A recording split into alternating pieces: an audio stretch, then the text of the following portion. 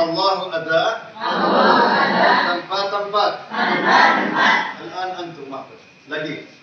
Ulangi lagi.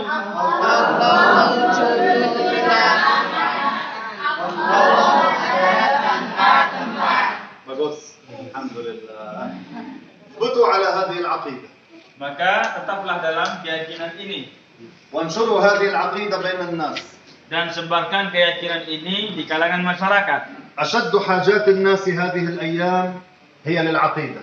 Kebutuhan manusia yang sangat mendasar, yang mendesak pada saat ini adalah akidah, keyakinan yang benar. لأن من فقد العقيدة فقد الدين. Karena orang yang salah dalam berakidah, maka agamanya juga akan salah. وإذا مات على غير الإسلام يخلد في جهنم.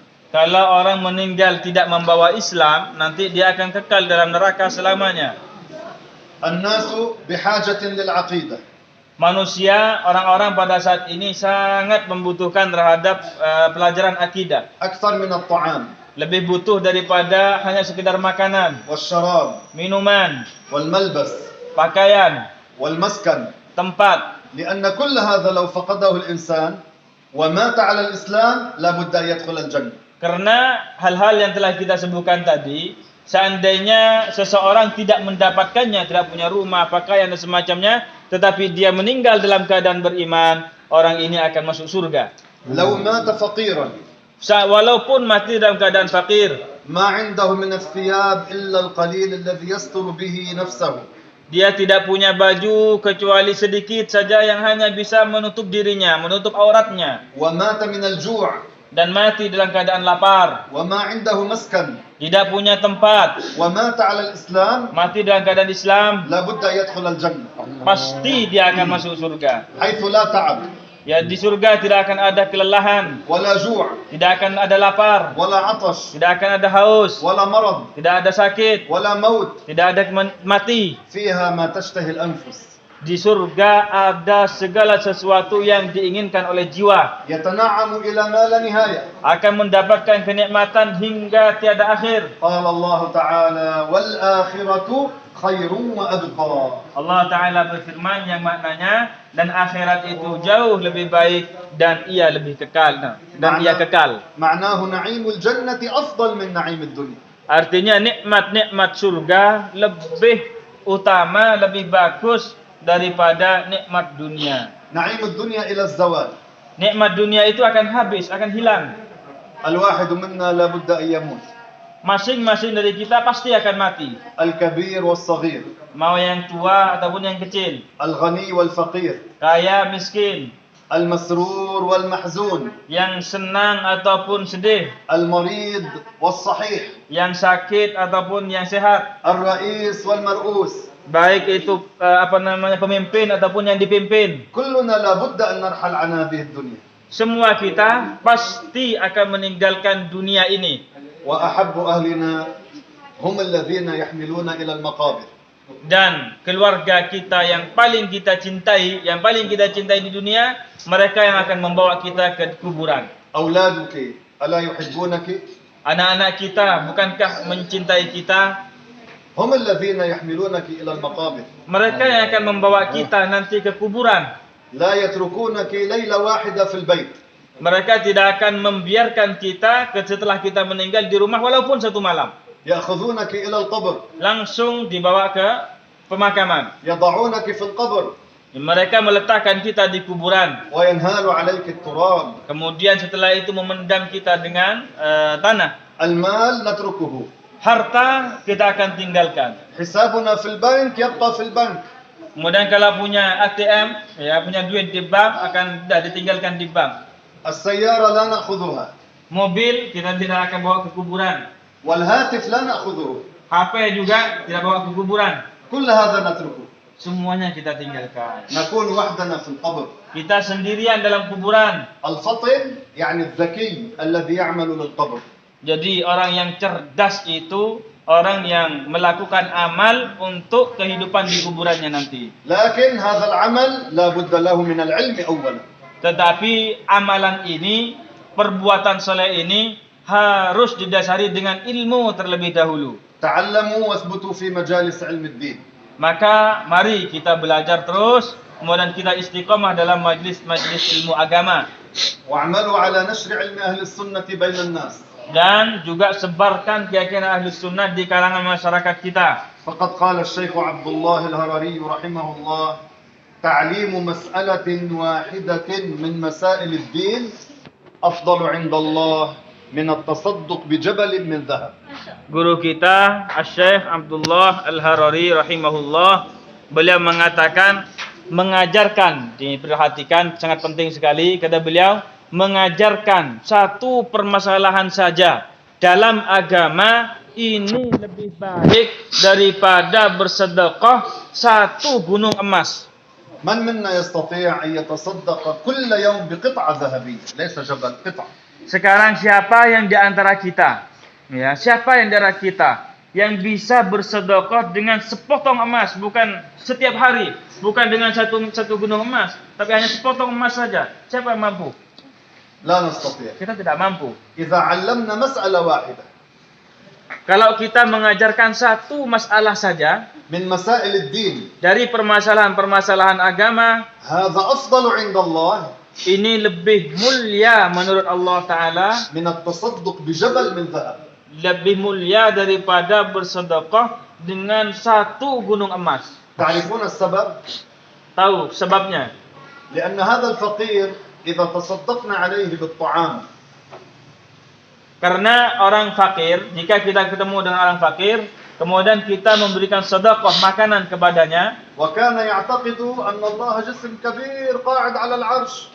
sedangkan orang fakir ini meyakini keyakinan rusak, yaitu meyakini bahwasanya Allah Ta'ala itu benda yang besar yang duduk di atas arsy contohnya. فأكل وشبع. Kemudian orang fakir ini makan makanan yang kita kasihkan dan dia kenyang ومات. dan meninggal. ماذا نفعه هذا الطعام؟ Makanan ketika dia meninggal membawa keyakinan rusak tadi itu, apa manfaat makanan yang kita kasihkan kepadanya? لأنه سيعذب في قبره. Ya, karena orang fakir yang meninggal tadi yang rusak keyakinannya akan disiksa dalam kuburnya. ويوم القيامة يدخل إلى جهنم ولا يخرج منها. Dan di hari kiamat dia akan kekal dalam neraka dan tidak akan pernah keluar darinya. ما نفعه هذا الطعام. Jadi makanan ini tidak ada gunanya untuknya. أما إذا علمناه Sedangkan kalau kita mengajarkannya واعتقد الاعتقاد الصحيح dan meyakini keyakinan yang benar, ومات على الإسلام mati membawa Islam, لا بد أن يدخل الجنة pasti dia akan masuk surga. ولو مات جائعا. Walaupun dia mati dalam keadaan lapar. لذلك تعليم مسألة واحدة من مسائل الدين أفضل عند الله من التصدق بجبل من ذهب. Oleh karena itu maka mengajarkan satu permasalahan agama saja, yaitu lebih baik dan lebih utama daripada bersedekah dengan segunung emas. طريقنا العلم والعمل والتعليم.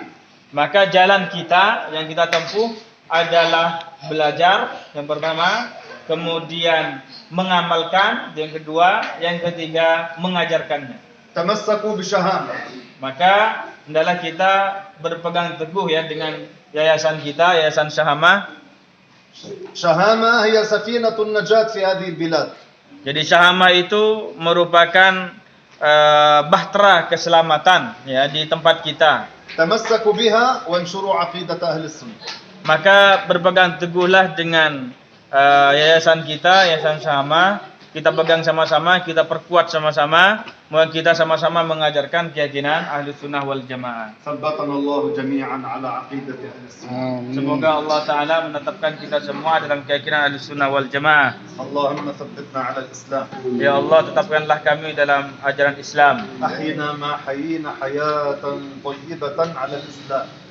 Dan hidupkanlah kami selama kita masih hidup dengan kehidupan yang benar dalam Islam. وعلمنا علم أهل السنة. Dan ajarkanlah kami ilmu Ahlu Sunnah. وارزقنا أن نعلمه يا رب العالمين. Dan berikanlah kami kesempatan untuk mengajarkannya ya Allah. اللهم اجعلنا من المتعلمين العاملين. Ya Allah, jadikanlah kami orang yang belajar terus dan mengamalkan apa yang kita pelajari, العاملين على نشر عقيدة أهل السنة yang mengamalkan dalam menyebarkan keyakinan ahli sunnah wal jamaah, واجعلنا متناصحين dan jadikanlah kami orang-orang yang saling memberikan nasihat, متحابين saling mencintai, متزاورين saling mengunjungi. إنك يا ربنا على كل شيء قدير. سبحان الله والحمد لله صلى الله وسلم على رسول الله. الله تعالى أكرمنا بأننا حملنا معنا هذا الأثر، وهي قطعة من شعر رسول الله صلى الله عليه وسلم. Alhamdulillah, ya, Allah Ta'ala memuliakan kita, beliau, ya, sehingga beliau bisa membawa potongan dari rambut Rasulullah Sallallahu Alaihi Wasallam. الرسول عندما حلق شعره وزعه بين الصحابة. Beliau Rasulullah ketika mencukur rambutnya, beliau membagikan rambut tersebut kepada para sahabat. والشعر لا يؤكل. Dan rambut itu tidak untuk dimakan. لماذا وزعه؟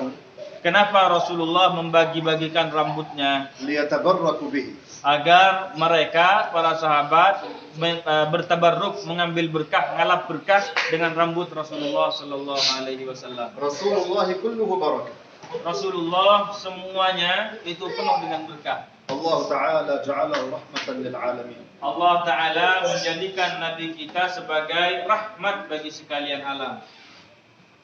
الآن التبرك يكون بتقبيلها، نقبلها ثم نمسح العين اليمنى ثم اليسرى. Jadi cara ngalap berkah atau ngalap tabarruk itu bagaimana? Pertama, perhatikan ya potongan rambut Rasulullah di dalamnya. Perhatikan dulu, dilihat. Ya, kalau sudah kelihatan, bagaimana? Dicium. Habis dicium, jadi ucapkan ke mata kita, ke kepala, dan seterusnya. قال الشيخ: شعرة الرسول لو وضعت في البحر لصار البحر كله بركة. Kata guru kita Syekh Abdullah, kalau rambut Rasulullah ini ditaruh di laut, ya, diletakkan di laut, maka semua air laut itu menjadi air barokah. بيدك. بارك الله فيك. آمين. Oh, tamkin. تقف وهم يمشون بالضوء، أنت نظم هذا.